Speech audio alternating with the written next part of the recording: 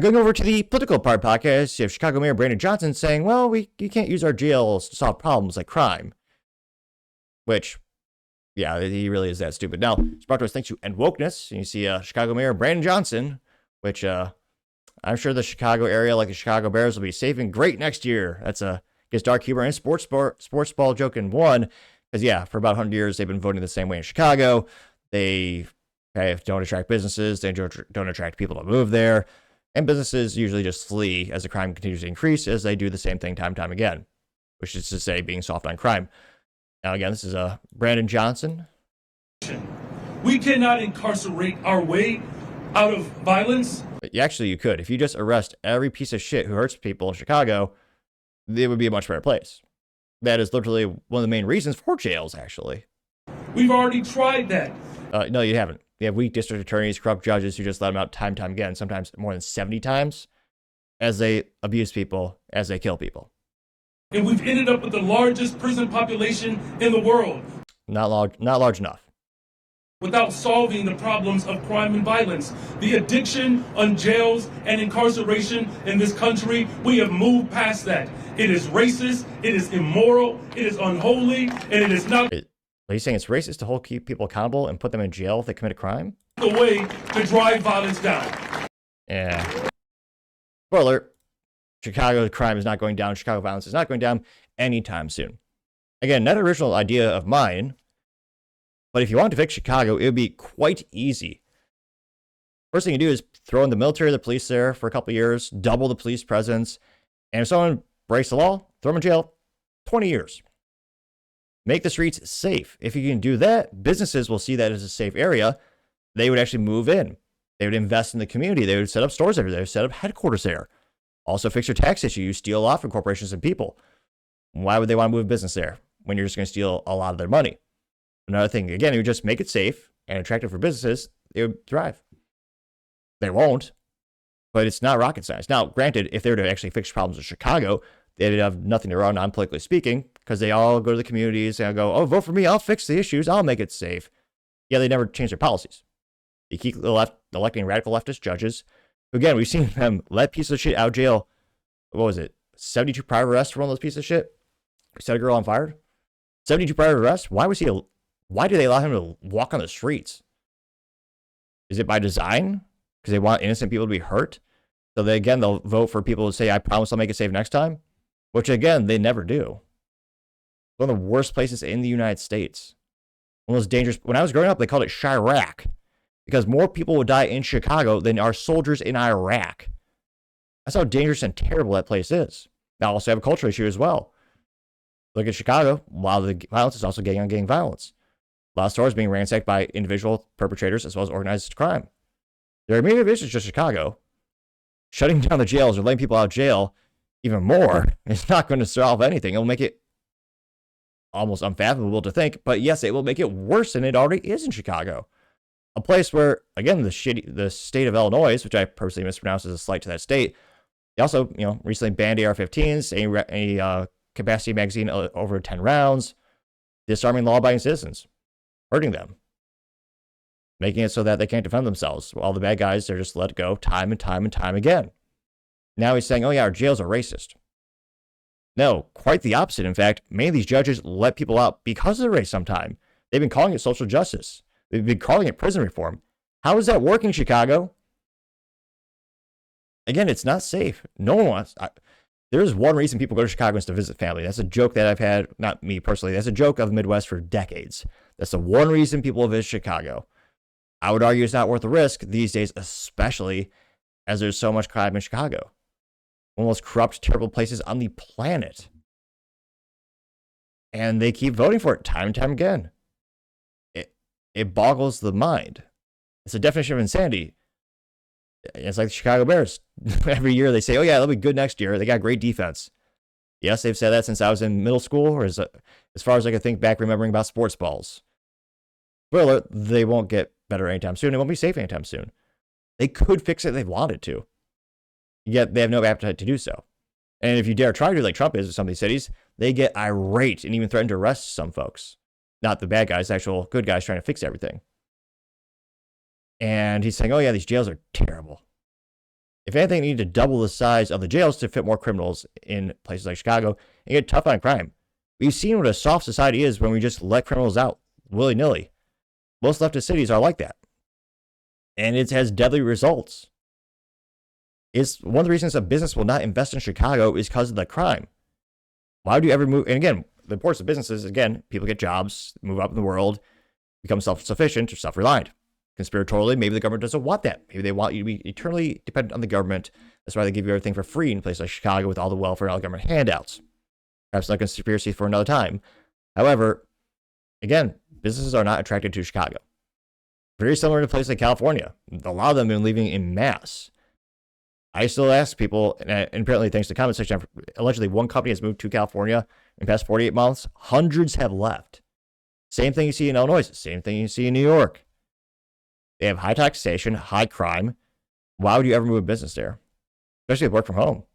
Chicago used to be really big for manufacturing many, many years ago. It used to be big financial many years ago. You could argue they used to be huge for retail. They used to be headquartered to Sears way back in the day as well. And again, if you ever visit Chicago, it's called the Sears Tower. Don't call it, no one calls it by the new stupid thing. Because Sears, again, they sold it years ago. It'll always be the Sears Tower to me. But nevertheless, why would I really move my company there? Hell no. You'd have increased taxes. I mean, not just taxing the business, but also taxing on gasoline, taxing on the food, taxing on property, taxing on your income. There's no reason for a business to invest in Chicago. Which, yeah, it's not good because the jobs will keep going down. And you have mayors like this where they get even softer on crime. And they're claiming the jails are racist. Again, it used to be no matter what you look like, you go to jail. Now they should let you out depending on what you look like. And not the way that the mainstream media tells us it is supposed to, or tells us how it is. Now, this got about 770,000 views and about 9.6 thousand likes. Again, credited to EndWokeness. One of the first ones comes to us thanks to, well, I think it's handsome and brilliant, me, the topping show. I say, quote, LOL, Chicago is about to get a lot worse, getting 3 likes, which, yes, it will. Paul Suzupa says, quote, the addiction to jails is the problem, according to Mayor Johnson, not the addiction to crime, in 452 likes. Yep. Again, the crime in Chicago especially is so bad, even Walmart closed their stores. Because again, they had massive theft and their employees were being hurt. Again, Chicago has so much crime. Walmart didn't make a profit in the stores in 17 years that they had them there. 17 years they had a store there and it never made a profit once?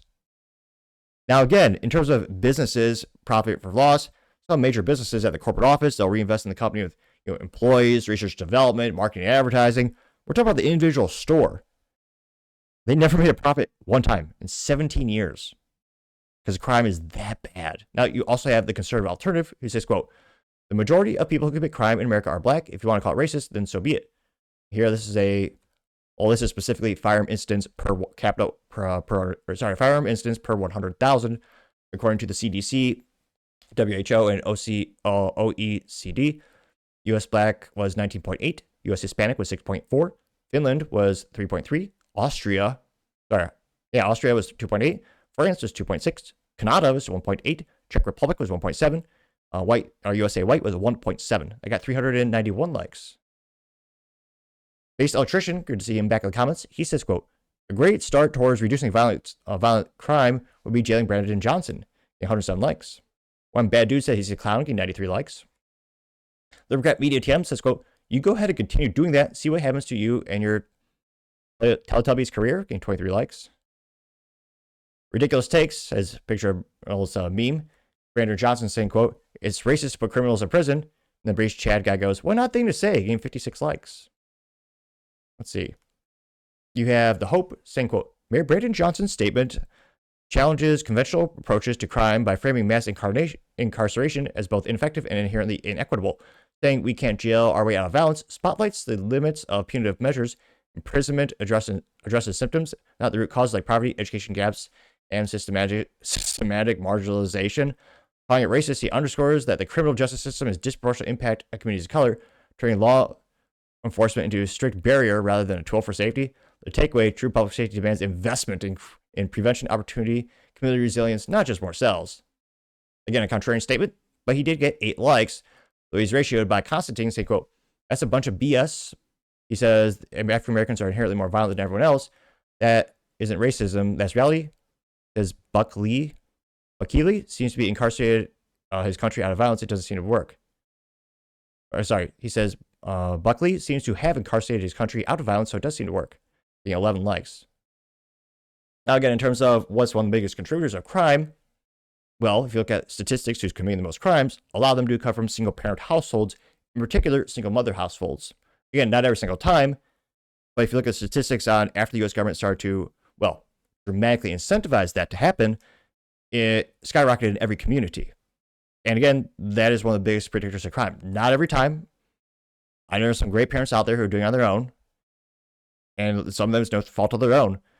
But if you look at how can we help this, well, instead of incentivizing breaking up with families, what if we were incentivizing nuclear families to stay together?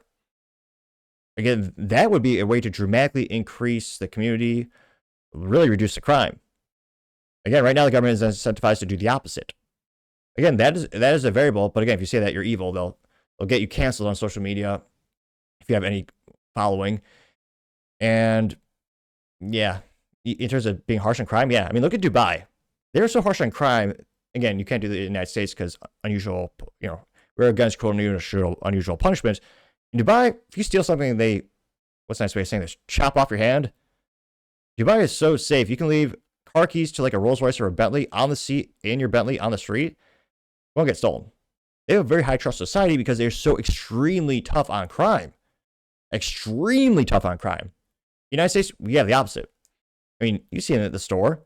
We have a culture that says, yeah, just do whatever you want. And again, that's due to a myriad of reasons, including also lawyers and insurance companies. When I was a bag boy over at the grocery store all those years ago, during our training, the little video that they gave us, they had a whole section saying, do not stop shoplifters. They're worried about lawsuits. And they also said you could potentially, insult a paying customer. But the main reason was they were worried about lawsuits. And if you were to stop them, either they would sue you or you would sue the company because you get hurt on the job. And that just increased the amount of theft. It's over $1 billion a year. I mean, it's multi-billions of dollars a year in terms of how much retail theft there is. It just gets worse and worse because, again, the incentive mechanisms are all there for it to continue to happen and become a worse problem. You have Baked Turbo Flash saying you can't jail your way out of violence. It's a picture of Anakin Skywalker looking chum getting 28 likes.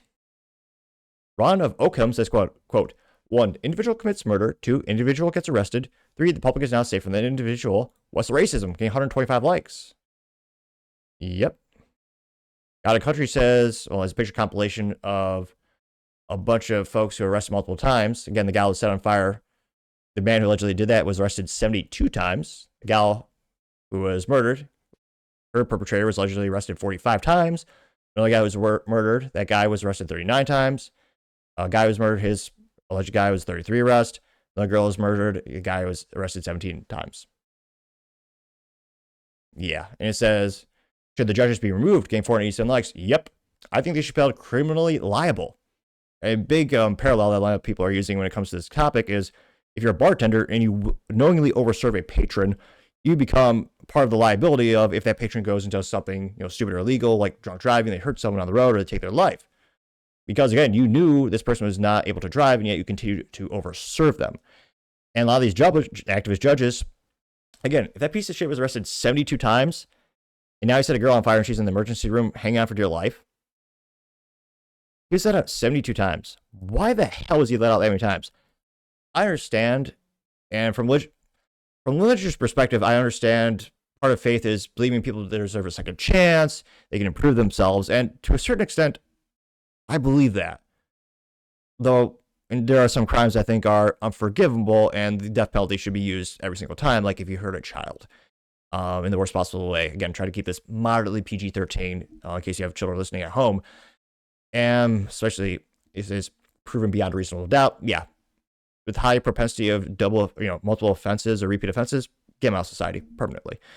And again, maybe a couple of these crimes are smaller, like they had drugs or something like that, which again, might argue not good for society. Do whatever you want in the bedroom with your drugs, go for it. But 72 arrests, 72? Maybe he's innocent one of those times, maybe 2 of those times. But I'm starting to see a pattern. 72 times. I mean, whatever happened, and again, back in the day, and I say back in the day, like the 80s and 90s, there was a consensus of the three strike, you're out. Cliche baseball metaphor, but again, you got 3 strikes, they're put in prison for a long amount of time. I mean, we need to bring that back in spades, if not to the point where 2 strikes you're out. Depending on the crime, maybe 1 strike, put them in jail for decades. Again, we're seeing the good people being hurt time and time again. Now, ironically, a lot of the people who are voting, a lot of people being hurt, are the people who are voting for this very thing, where they're saying, oh yeah, we have to give people 50 plus chances to turn their life around. Oh, the system's against them.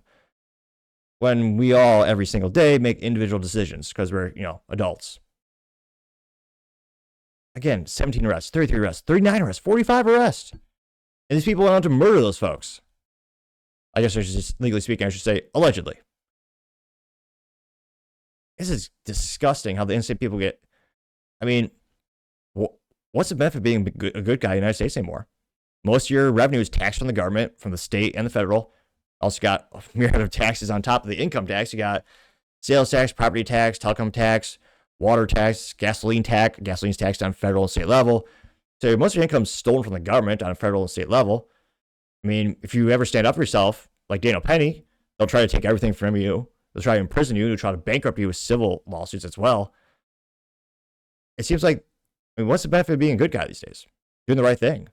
Now, morally, yeah, I'm one of the suckers. I'll do it, yeah, regardless of what the cultural incentive mechanism is and where you guys get punished for it. Again, you're seeing more and more of these bad guys hurting people because, again, the average American is saying, you do the right thing, you get punished. You'll get sent to jail. You'll be sued into oblivion. I mean, it's cliche. You had a couple, quote-unquote, teenagers a couple weeks ago. They broke into an old man's house and started to steal things. He did a God-given right to defend himself. Ended up taking the life of those little punks because, again, they were right up, about to hit him. They started to run away. And, then the kid's mom goes, oh, yeah, he shouldn't have done that. They're just trying to take his stuff. If someone breaks into your house at 2 a.m, you should not assume they're simply there to take your things.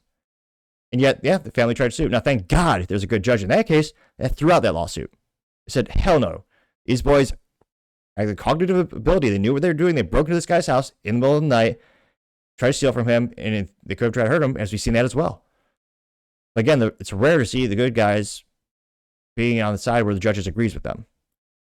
And unfortunately, I think you're going to see more and more of these instances.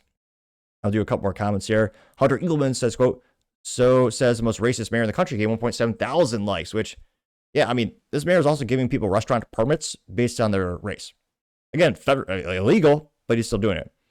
His predecessor, was it Lori Lightfoot? She looked like a Beetlejuice character or an evil character from Batman. Now, granted, I don't have much ground to stand on when it comes to looks, obviously, but it's one of those things where she would only allow reporters to interview her if they were not white. Again, racist and evil.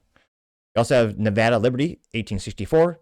Says, quote, Democrats are not just stupid and misinformed, they genuinely are shitty people. That got 43 likes. Bowtire says, quote, narrator, you can actually jail and execute your way out of violence very rapidly, getting 656 likes. Paul Robertson says, quote, he's such an effing insufferable moron, getting 414 likes.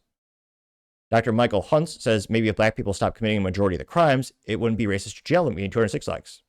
Again, majority, there's still a lot of white folks per capita, then his statement is more valid. Let's see. You also have a little AI generated picture of, says Dumb and Dumber, Illinois' embarrassment. So you got the Pritzker there as well, getting 383 likes. But again, this is not going to make Chicago safer. If anything, it's going to get worse. And it sucks because, again, there are good people in these cities. There are honest, hardworking folks who just want to make a living, provide for themselves, their families, and be a contributing member of society. A lot of them keep voting wrongly, or they vote for politicians who have these policies that make things worse and worse and worse. So, again, I always hope, I want places to get better, but unfortunately, I'm pretty skeptical that Chicago will ever be a livable place to be. But let me know your thoughts and comments, because, as always, be fascinated to hear what you have to say. Thank you, everyone, for taking the time to tune in today. Again, try to get 6,000 subscribers by the end of the month, so click that button. I greatly appreciate it. Also, give me a thumbs up, thumbs down, or comment. It's a great way to give me some additional feedback, letting me know how I can make the show better and better. Lastly, don't forget to take time to tell your family, tell your friends, tell your coworkers, heck, tell your enemies, everyone, just stay safe and fight the good fight.